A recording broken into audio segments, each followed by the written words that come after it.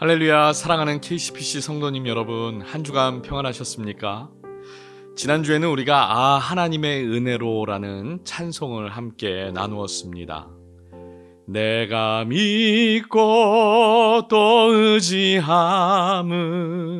내 모든 형편 잘 아는 주님, 늘 돌보아 주실 것을 나는 확실히 아네. 그렇습니다. 내 모든 형편을 나보다 더욱더 잘 아시는 그 주님께서 지금도 저와 여러분, 또 우리 가정과 우리 자녀들을 돌보시는 줄 믿습니다.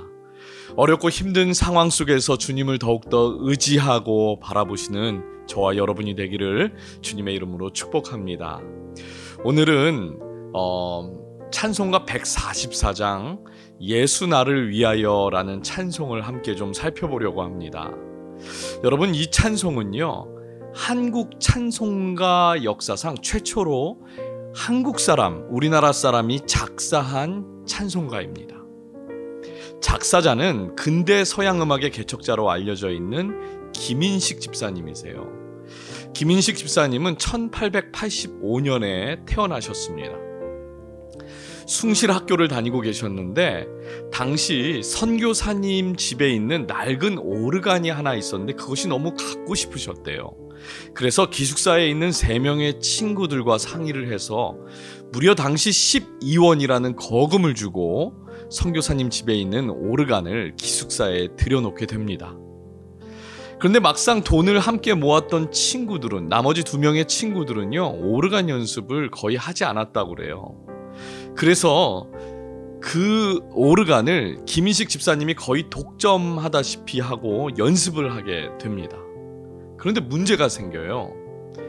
기숙사 학생들에게 안면 방해라는 컴플레인을 받을 만큼 이 집사님이 밤낮 없이 그냥 오르간 연습을 너무 하시는 바람에 기숙사에서 쫓겨나게 됩니다.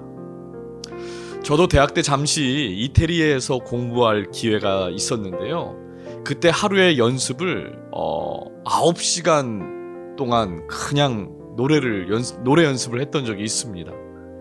밑에 층에서 몇 번 이제 뭐라고 말을 했는데 제가 그 얘기를 정확하게 이해하지 못한 것 같아요. 결국 그 경찰이 집에 찾아오고 경고를 먹어서 집에서 쫓겨날 뻔한 그런 경험이 있습니다. 아무리 좋은 음악이라도 다른 사람들에게 피해를 주면서까지 하면 안 되겠지요. 당시 음악에 대한 그 열정이 어느 정도였는지 좀 어렴풋이 알 수 있을 것 같습니다. 기숙사에서 쫓겨나기는 했지만 밤낮 없이 연습을 하다 보니까 오르간 실력이 늘 수밖에 없었고, 그 실력을 인정받아서 3학년 때 저학년들을 가르치는 일을 시작하셨다고 그래요. 그리고 오르간뿐만 아니라 장로교 선교사님이신 그레이엄 리, 한국 이름은 이길함 선교사님이신데 이 선교사님에게 코넷이라는 악기를 배우게 됩니다. 지금 사진에서 보시는 것처럼 이 코넷이라는 악기는요, 트럼펫처럼 생긴 악기인데요, 트럼펫이 아니라 작은 호른이라는 악기입니다. 더 놀라운 것은 바이올린을 누가 가르쳐 주는 사람이 없어서 사흘 동안 혼자 연습을 해서 찬송가를 연주했다라는 일화도 있으세요. 음악적으로 천부적인 재능까지 있으셨던 거죠. 당시 서양 음악을 공부하신 분들이 거의 없으셨기 때문에 상동 청년학원부터 시작을 해서 기호, 진명, 오성, 경신, 배재학교에서 음악을 가르치는 일을 하시게 됩니다. 모두 미션 스쿨이에요. 그리고 1909년 현재 이화여대의 전신인 이화학당에서 김인식 집사님 딱 한 분만 음악교사로 채용됐을 정도로 가르치는 은사도 있으셨던 분이십니다. 1914년 한국 최초의 장로교 선교사님이신 언더우드 목사님이 세우신 세문안 교회에서 집사로 신앙생활을 하셨고요. 그리고 이런 음악적인 재능과 함께 찬송가를 번역하는 그런 은사도 있으셨는데, 사실 대한민국 사람으로 찬송가를 가장 많이 번역하신 분이라고 알려져 있습니다. 그러나 안타깝게도 번역의 이름을 남기지 못하셨다고 그래요.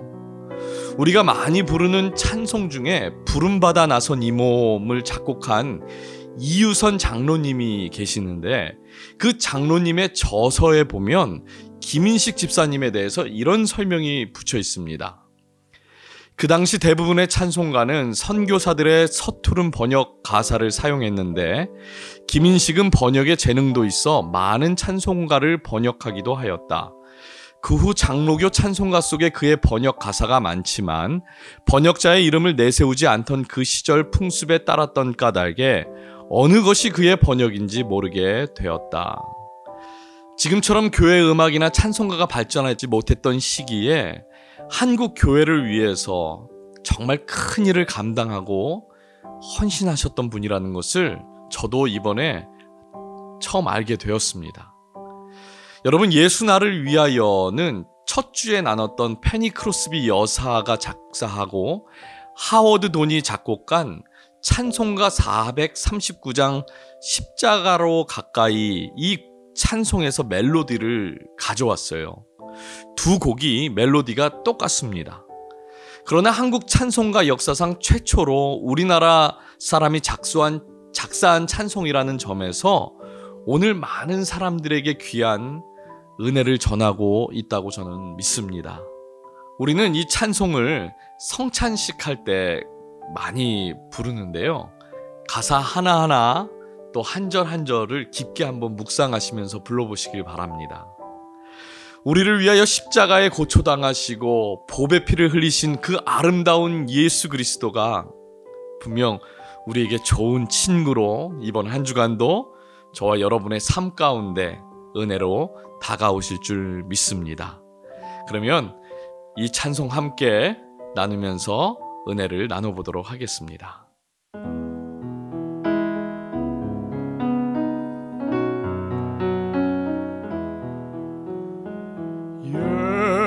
예수 나를 위하여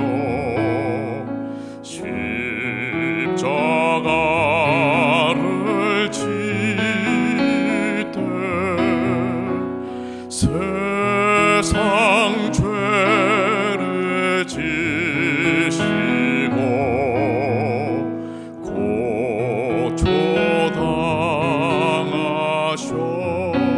고초당하셨네. 아름답다 예수여,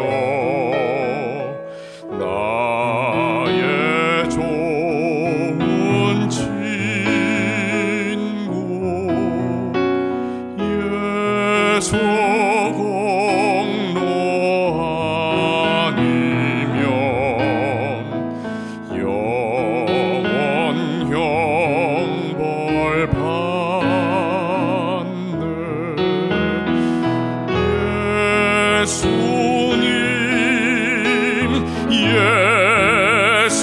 예수님 나의 죄 위하여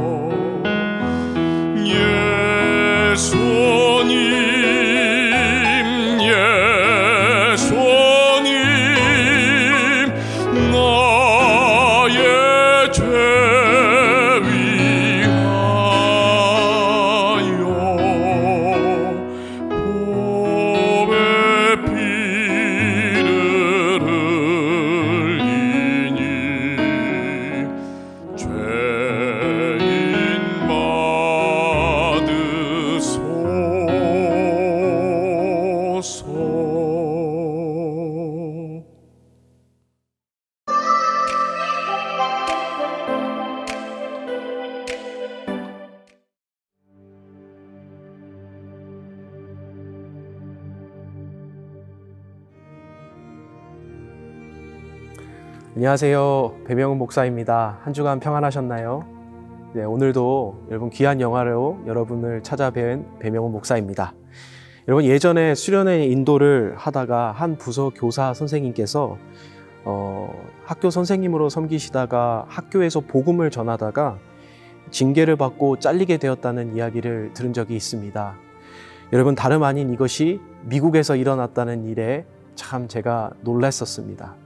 종교의 자유가 있다고 말하는 이 미국, 그리고 우리가 복음을 전하고 하나님이 계시다는 것을 이제는 말할 수 없는 나라가 되어버린 미국에서 여러분 그런 일이 있었다는 것에 참 충격을 받았었습니다. 우리는 God's country라고 얘기하며 God bless America라고 우리는 이야기하지만 정작 하나님의 말씀이나 복음을 전할 수 없는 나라에서 살고 있다는 것 여러분 알고 계십니까? 오늘 소개해드릴 영화는 이러한 시대 속에, 혼돈의 시대 속에서 우리의 정체성과 우리의 역할을 생각해 주게 하는 그런 영화입니다. 2014년도에 개봉한 God's Not Dead라는 영화입니다. 한국에서는 신은 죽지 않았다라는 제목으로 개봉하였는데 너무 흥행하여 2편과 3편으로도 제작이 되었는데요. 저는 오늘 소개해드릴 것은 1편, 가장 기억에 남는 1편 영화를 소개해 드리려고 합니다. 대학 신입생으로 입학한 조시 휘튼이라는 이 학생이 무신론자 철학 교수인 제프리 레디슨이라는 사람의 수업을 들으면서 여러분 한 일이 진행이 됩니다. 그는 시작 전에 신은 죽었다라는 종이를 적기를 모든 학생들에게 강요를 하며 독실한 크리스천이었던 조시는 하나님은 죽었다라는 각서를 쓸 수가 없다라고 생각을 했던 것이죠. 근데 자신을 제외한 나머지 80명의 학생들은 하나님은 죽었다, God's dead라는 그 얘기를 적어서 교수한테 제출을 합니다. 수업 시간에 나의 수업을 들으려면 하나님은 없다라는 것을 인정해야만 하는 상황, 그 요구를 모든 학생들이 지켜보는 순간 앞에서 조시는 거절하게 됩니다.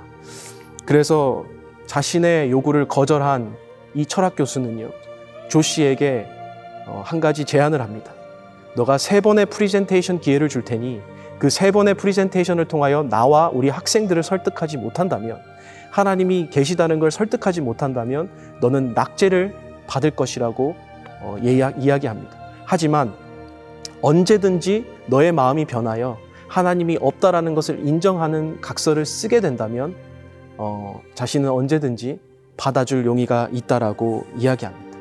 그러면서 계속 진행되는 가운데 조시 휘튼에게 장차 법조인이 되고자 하는 그의 마음속에 이 교수는 너가 포기하지 않는다면 너의 법조인이 되고자 하는 모든 학적의 커리어를 엉망으로 만들겠다고 협박까지 하게 됩니다. 저는 오늘 이 영화를 통하여서 특히 기억에 남는 명장면 3가지를 소개하며 여러분들에게 그것을 통하여 메시지를 발견하고자 합니다. 첫 번째 명장면은요, 바로 철학교수 제프리와 우리 크리스천 학생 조시와의 첫 번째로 만나게 되고 그리고 거기서 첫 번째로 갈등을 겪게 되는 장면입니다. 각서를 요구하는 장면 속에 조시가 거절하는 장면이지요. 여러분 이 장면을 통해서 이런 성경 구절이 생각납니다. 디모데후서 3장 12절에 무릇 그리스도 예수 안에서 경건하게 살고자 하는 자는 박해를 받으리라. 같은 반 학생들은 우유부단하게 그리고 적당한 그리스도인의 삶으로서 유지하며 하나님은 죽었다라고 각서를 쓰고 제출하게 되는 것이죠. 하물며 자신의 편이 되어줄 줄 알았던 자신과 교제 중인 여자친구도 조시에게 우리의 관계를 위해서도 너의 커리어를 위해서도 쓸데없는 시간을 낭비하지 말라고 하면서 여자친구는 결국 결별하게 됩니다. 여러분 세상 속에서 예수님 안에서 경건하게 살고자 하는 그리스도인들 얼마나 박해가 많습니까? 이것이 오늘날에도 존재한다는 것입니다. 여러분 이런 상황에서 우리는 과감히 하나님을 위해서 포기하는 결단과 자세, 우리 자녀들과 청년들에게 꼭 필요한 것이겠죠. 또 우리 어른들과 우리 어르신들에게도 꼭 필요한 것이겠죠.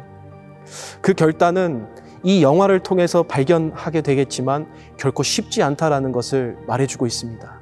후회가 될 그 길에도 여러분 그리스도인의 결단과 그리스도인의 걸어가야 하는 자세가 요구된다는 것입니다.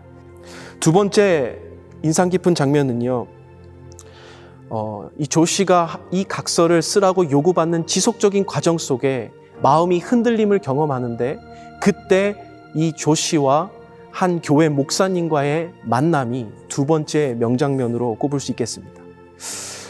그는 하나님의 존재를 증명해야 하는데 여자친구도, 그리고 교수도, 그리고 주변 사람들도 자신을 이해하지 못합니다.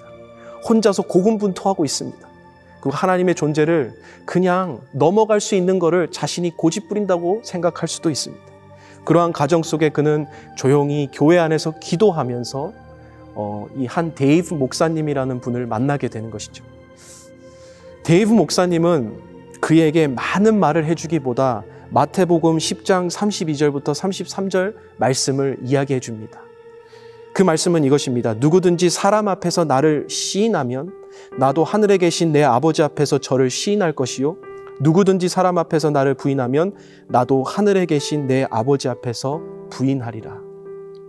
그리고 조시에게 이렇게 말해줍니다. 머리로 하지 말고 가슴으로 진실을 말하라고요. 여러분, 얼마나 감동적인 말입니까? 머리로 생각을 하다 보면 결국은 하지 못하게 되는 것, 내 가슴 속에 믿고 있는 것, 내 가슴 속에 알고 받아들인 그 진리를 진실되게 진실로 이야기하라고 말하는 것이죠. 그리고 그것이 하나님을 사람들 앞에 인정하는 것이면 하나님이 당신을 인정한다라는 것을 이야기해 줍니다. 핵심은 바로 하나님의 인정을 받는 것이 핵심이라는 겁니다. 세 번째로는요, 아마 이 영화 전체의 하이라이트 장면일 수가 있겠는데요. 세 번째 마지막 프리젠테이션을 마친 조시에게 모든 학생들이 조시가 맞았다고, God is alive라고 고백하며 일어서는 장면이 세 번째 명장면이 아닐까 싶습니다. 여러분, 철학자들과 세계적인 학자들의 책을 인용해가며 전 학기, 자신의 학기의 모든 수업 시간들을 희생해 가면서까지 하나님의 존재를 인정하고 하나님의 존재를 증명하려고 했던 조시, 그의 영화의 노력과 집념을 만들어냈던 것, 그러면서 그의 마지막 프리젠테이션에서는 무신론자가 가장 기독교인을 집요하게 공격하고 있는 것, 선하고 전능하신 신이 있다면 왜 악이 존재하는가, 악에 대해서 물고 늘어지는 그 질문에 조시는 이렇게 반박하며 마지막 프리젠테이션을 진행해 나갑니다. 그 이유는 성경적인 대답으로는 자유의지에 있습니다. 자유를 허락하셨기 때문에 악이 존재하는 것이고, 주님은 그 악을 지금도 참아내고 계시다는 것입니다. 하지만 그 악은 영원하지 않고 주님은 언젠가 다 없애실 것입니다 라고 얘기하는 것이죠. 기독교인에게, 우리의 세상 삶에게, 세상 사람들에게 도덕과 윤리라는 것이 존재하는 이유는, 옳고 그름이 존재하는 이유는 바로 하나님이 계시기 때문에 존재한다는 것이죠. 하나님이 없다면 윤리적일 이유도 없고 그 다음에 그럴 근거도 없다라고 이야기합니다.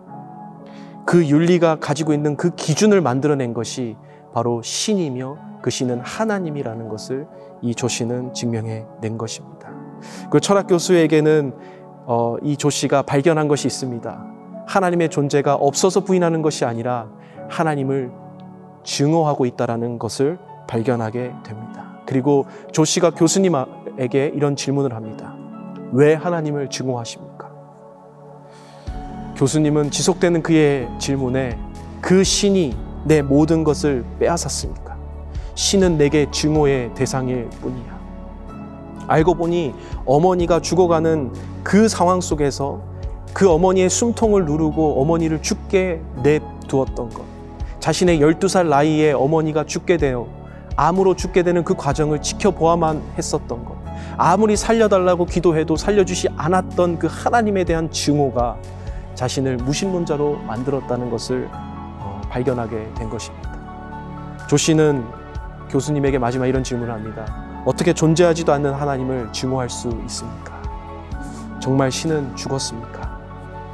어려움과 외로움 속에서 하나님의 존재를 발견하며 교수를 80대 0으로 모든 학생들이 God is alive 라는 그 고백을 이끌어내었던 조시의 삶. 이 장면을 통하여 참 많은 감동을 주게 됩니다. 또 마지막으로 한 가지 주목 포인트가 있다면 여기서 중국 학생 마친이라는 학생이 등장하는데요. 이 친구는 이 과정을 통해서 예수님을 인격적으로 영접하는 장면이 등장합니다. 근데 실제로 중국에서 유학 온 하버드대 출신 의사의 이 왕밍이라고 하는 이 친구는 실제로 예수님을 영접한 실화의 스토리라고 합니다. 이 친구가 조 씨에게 이런 질문을 던집니다. Why are you doing what you are doing? 지금 너가 하고 있는 거 왜 하고 있니? 이렇게 질문하는 것이죠. 조 씨는 이렇게 대답합니다. 모두가 그를 실망시켜도 된다고 하여도 나는 그를 실망시키고 싶지 않아. 나는 예수님이 나의 친구로 여겨져. 나에게는 적어도 그는 죽지 않고 살아계신 분이야. 여러분, 조 씨가 하였던 하나님을 증명하였던 것은 많은 학생들로 하여금 하나님을 인정하는 자리까지 가게 하였고, 그 수업 시간과 그 모든 프레젠테이션을 통하여 무신론자 교육을 받았던 중국 학생이 하나님을, 예수님을 인격적으로 영접하는 자리까지 가게 되었다는 겁니다. 아무것도 아닌 한 사람의 삶이 하나님을 인정하고 고백하는 그 삶을 통하여서 수많은 사람이 하나님은 살아계시다고, 하나님은 계시다고, 하나님은 역사하신다고, 예수님은 계시다라고 고백하는 그러한 모습들과 자리들로 나아갔다는 것이죠. 오늘 이 시대 속에서 우리가 다시 한번 우리 그리스도인의 삶이 어떠해야 하는지를, 또 우리의 역할과 사명이 어떠한지를 다시 한번 고민해 보게 하는 영화였습니다. 세상 앞에서 당당하게 주님은 살아계시다고, 하나님 앞에서 부끄럽지 않는 그런 그리스도인이 저와 여러분이 통해서 되어지기를 간절히 축복합니다. 그렇게 믿음을 끝까지 지키는 저와 여러분의 삶 속에서 하나님이 용기를 주시고 저와 여러분의 삶을 통하여 하나님께서 은혜 주시기를 간절히 축복합니다. 여러분, 지금까지 이 영화를 통하여 여러분 최대한 감동과 인사이트들을 드리려고 참 기도하며 준비하였는데 어떠셨나요? 여러분, 한번 가족과 주변 분들과 나누면서 귀한 은혜와 도전이 되는 은혜의 시간들 되시기를 간절히 축복합니다.